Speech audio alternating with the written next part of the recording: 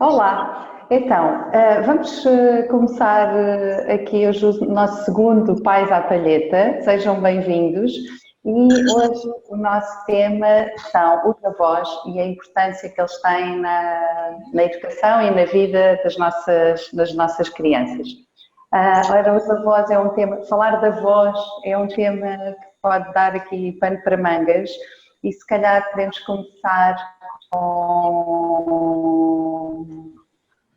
uma ideia daquilo que é hoje em dia o papel fundamental que os avós podem desempenhar na vida das crianças. Qual é a Liliana Ferreira para esta conversa de hoje?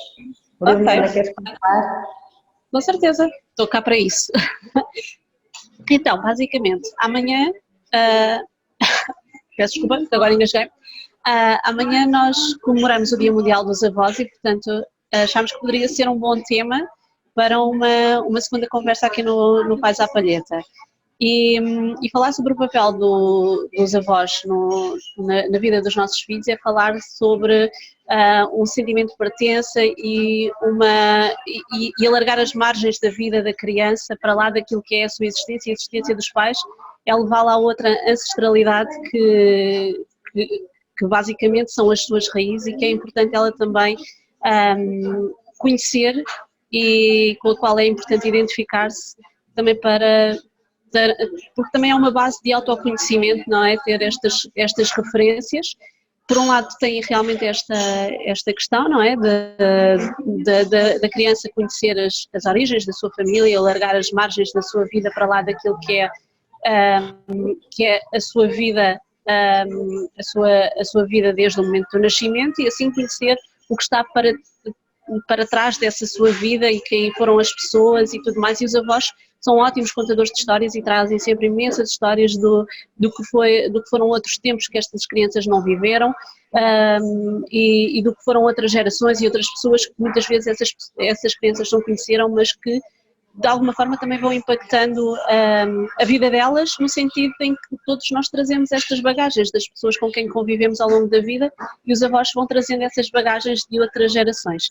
E eu acho que esse é um dos papéis muito importantes dos avós. O outro papel também muito importante nós costumamos dizer que os avós são os pais com mel, não é? Porque sobre eles já não cai aquela responsabilidade de educar os miúdos, muitas vezes, não é?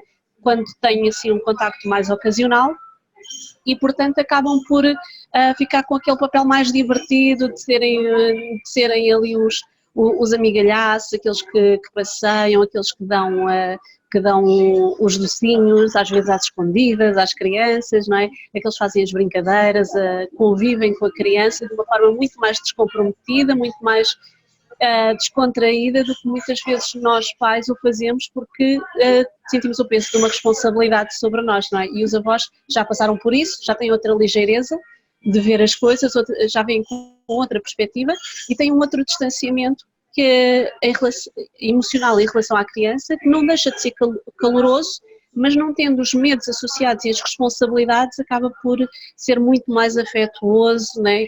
E daí também se dizer que os avós são os pais com mel. Fátima, não sei como é que... Há pouco estavas-nos a dizer que as tuas filhas hoje em dia não têm tanto esse convívio, né, com os avós, mas como é que foi contigo? E que diferenças é que vês agora? Pois, as minhas filhas no fundo foram crescendo sem os avós estarem assim muito por perto, no convívio do dia a dia, não é? Era um convívio mais esporádico. E acho que faz diferença. Eu lembro-me quando eu era miúda, principalmente a partir dos 6 anos, porque fui viver para perto dos meus avós e realmente tinha um grande contacto e é giro isso que tu estavas a falar sobre as histórias que eles têm para nos contar, são umas abordagens diferentes. O meu avô tinha uma coisa muito engraçada, que na verdade não era muito boa, mas que eram os bolsos cheios de reboçados e de sugos, não é? Os docinhos, aquela coisa, eu já sabia que eu punha no bolso do casaco e tinha lá sempre uns reboçadinhos, mas contavam histórias muito giras. E a minha avó tinha uma frase engraçada que eu ainda hoje me lembro. Ela dizia: ser avó é ser mãe 2 vezes. E eu acho pronto, acho muito giro o que esta frase diz, não é? No fundo, cá está, o ser mãe duas vezes é quase um amor a dobrar e um bocado livre daquela pressão, como tu estavas a dizer, daquela pressão que os pais têm no dia a dia, do pensar se estão a educar bem os filhos ou não, se não deixam passar ali aqueles limites, não é? E acho que nós estamos um bocadinho formatados para isso e muitas vezes falta-nos um bocado essa descontração que os avós já podem ter. E natural que... Não para interromper-te, estava a lembrar de uma coisa que li agora há dias, justamente sobre isso, que dizia que os avós não têm a pretensão de ser perfeitos, eles já sabem que não vão ser perfeitos, nada na educação vai ser perfeita e portanto podem trazer uma coisa que é a presença e o tempo. Tem algum vagar, não é? Alguma calma no estar com os netos, que os pais, por todas as responsabilidades, pela azáfama do dia-a-dia, pela responsabilidade e muitas vezes também por esta procura da perfeição e da educação o melhor possível, não têm esta presença e este tempo que os avós às vezes podem trazer, não é? Isso é também interessante quando é assim. Porque nem sempre é assim, não é? Nem hoje em dia, exato. Hoje em dia temos muitas vezes... E os avós podem realmente ter aqui um papel muito importante de apoio aos pais, não é? O que eu digo, no meu caso pessoal, pronto, infelizmente não tive esse apoio assim tão direto, mas há muitos pais que, principalmente muitas mães, em particular as mães, precisam muito desse apoio dos avós, no ir ajudar a ir buscar à escola, no ajudar a ir a passear, no ajudar a tomar conta de enquanto se faz outra coisa qualquer, porque na nossa corrida do dia-a-dia, esse apoio às vezes pode ser muito importante para a maior parte das mães, não é? Pela vida atribulada que nós vivemos e realmente faz falta ter essa rede de apoio e de suporte familiar, acho que faz diferença, eu senti falta, não é? No meu caso pessoal senti falta de ter essa rede de apoio familiar que eu pudesse, que me pudesse ajudar sempre que fosse necessário, não é? Eu é que tinha que estar lá sempre para resolver as questões. Fiz com muito gosto, mas realmente faltou-me um pouco dessa rede de apoio. Muito bem. Eu ia aqui falar da minha experiência, eu também por opção, nós não vivemos muito perto, quer dos meus pais, quer dos pais do meu marido, mas tivemos a sorte de nos primeiros 3 anos de vida da nossa filha mais velha, que agora está perto dos 7, mas os primeiros 3 anos ela conviveu muito perto com os avós, porque eram eles que tomavam conta dela enquanto nós estávamos a trabalhar. Por sorte, o meu marido trabalhava muito próximo deles e, portanto, levava todos os dias de manhã com ele. Ela ficava durante o dia, o pai ia almoçar com ela, à casa dos avós, e depois eles mantinham-se com ela até o pai chegar mais ao final do dia.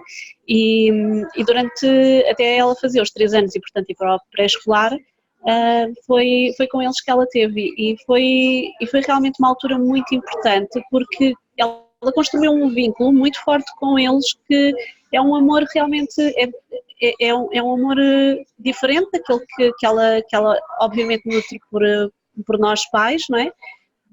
Mas é um amor tão ternurento, aquele que ela tem com os avós e a proximidade e depois a disponibilidade deles também para a ajudarem quando é preciso. Hoje estamos assim um bocadinho mais longe, ela está na primária e eles predispõem-se sempre a estar presentes, a acompanhá-la no que for necessário, a acompanhar-nos a nós. A mais pequenina já não tivemos essa possibilidade de ter com os avós, por causa da questão da distância, não é? Mas eu realmente reparo na diferença que faz entre o vínculo que a mais velha criou com os avós e o vínculo que a mais nova consegue ir criando, porque vê esta afeição que a mais velha tem para com estes avós, e é realmente muito enternecedor. Obviamente que este contacto diário com a minha filha, não é? Até aos 3 anos, nos traz também vários desafios enquanto pais, não é? Porque nós às vezes temos uma perspectiva de como deve ser a educação e quando as nossas crianças passam muito tempo com os avós que às vezes têm uma forma de estar, uma forma de fazer as coisas diferentes, uma forma de educar se calhar diferente das nossas, por muito que eles muitas vezes queiram seguir mais ou menos a linha que nós procuramos seguir, porque ao fim e ao cabo nós somos os pais, há algumas coisas que às vezes nos causam ali alguma urticária, não é? Claro. E às vezes gerir isso traz alguns desafios aos pais. Eu senti isso em algumas situações, sobretudo antes de começar a estudar um pouco mais sobre parentalidade consciente e outras abordagens, não é? Porque muitas vezes quando a minha filha chegava à casa e dizia que a avó é que fazia isto e aquilo e que queria ir para a casa da avó e que não sei o quê, não é? Eu sentia-me bastante ameaçada e bastante atingida no meu papel e pensava, caramba, quer dizer, eu é que a crio, eu é que dei à luz e depois eu, porque tenho que trabalhar, não tenho a mesma disponibilidade, mas ainda ouço estas coisas. Obviamente que ela é uma criança, não é? E nós, enquanto mães, sentimos ali um bocadinho, caramba, não estou a ser suficiente, não estou a fazer se calhar, ou alguém está a tirar o meu lugar. Obviamente não é isso que os avós querem fazer, mas nós mães às vezes sentimos essa ameaça exatamente pela falta de tempo e às vezes a falta de... eu acho que é a falta de tempo e a culpa que sentimos, não é? De não estarmos mais presentes na vida dos nossos filhos e não termos aquela presença tão autêntica que os avós muitas vezes têm, porque andamos numa azáfama a pensar em mil e uma coisas, quer seja o trabalho, quer sejam as responsabilidades para com os filhos, quer sejam as responsabilidades de casa, e depois os horários são muito curtos.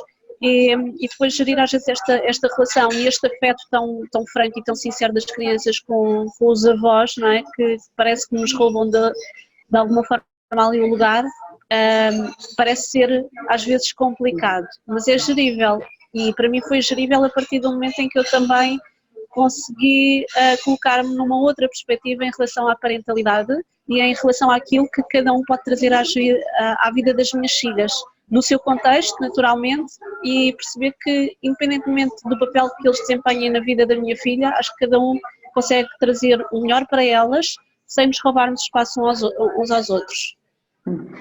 Acho que é importante nós conseguirmos também refletir, pegando nisso que tu estás a dizer, não é? Refletir quer nas nossas intenções e também pensar que de uma forma geral a intenção dos avós é a melhor possível, não é? Mas eu lembro-me de algumas conversas que já tive com mães em que por vezes é mesmo dramático conseguir conversar, comunicar, chegar aqui a um acordo com os avós que tomam conta dos seus filhos e traz mesmo desafios muito, muito, muito grandes.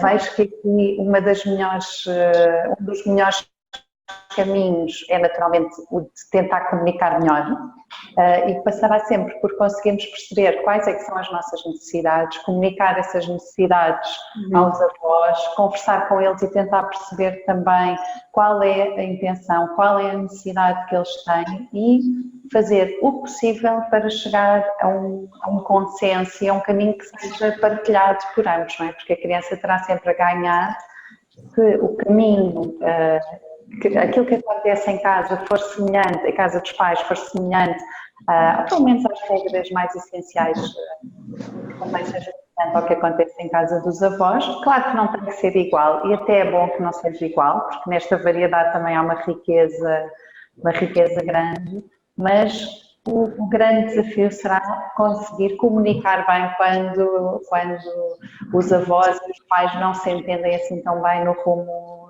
a dar à educação das crianças.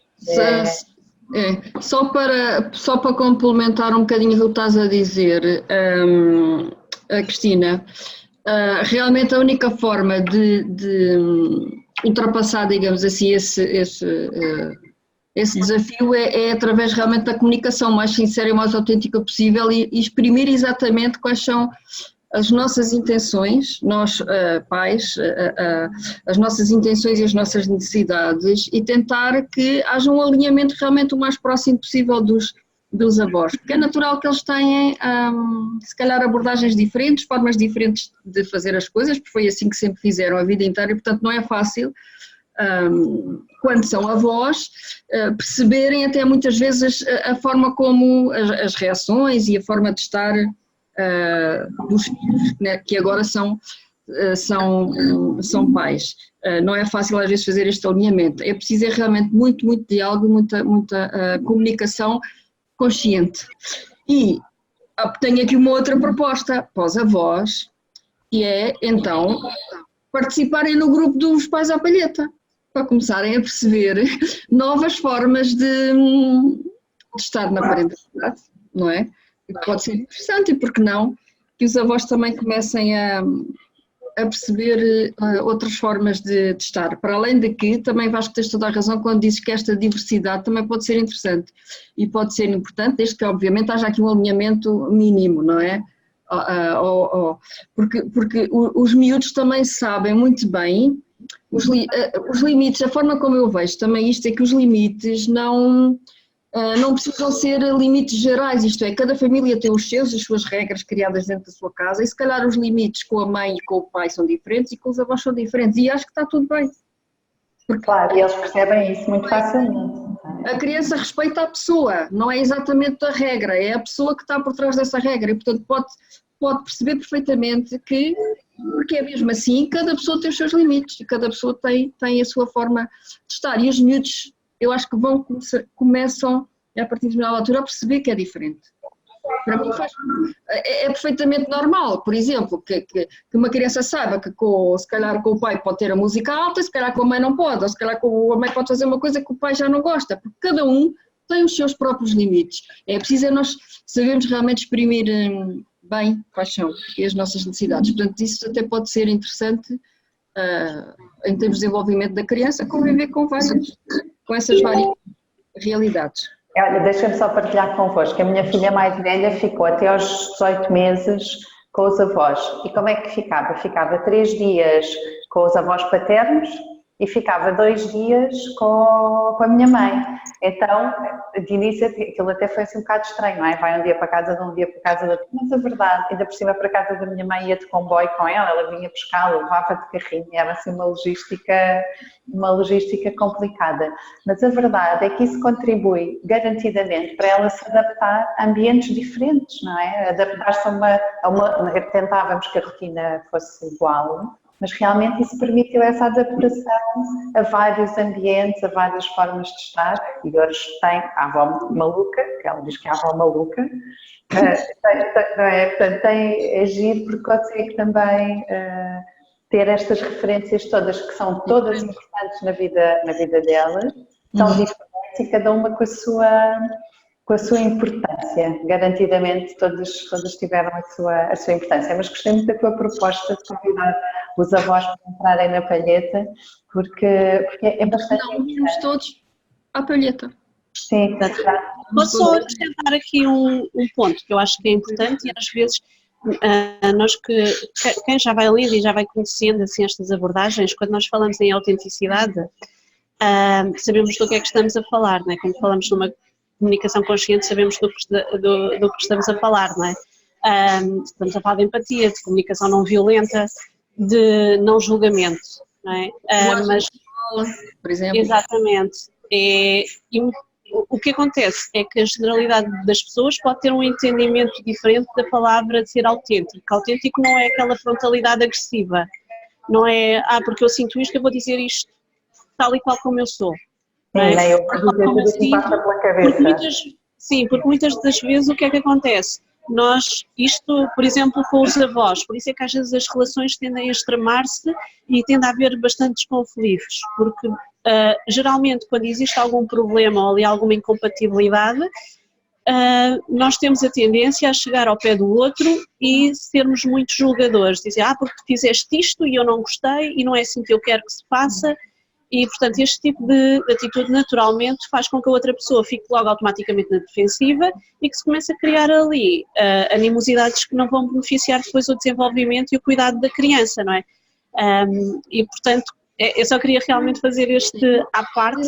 Mas nós depois podemos falar aqui noutras rubricas ou noutras conversas. Sim, sem dúvida. O tema da comunicação consciente é um tema muito interessante para depois falarmos. Sim. Não é?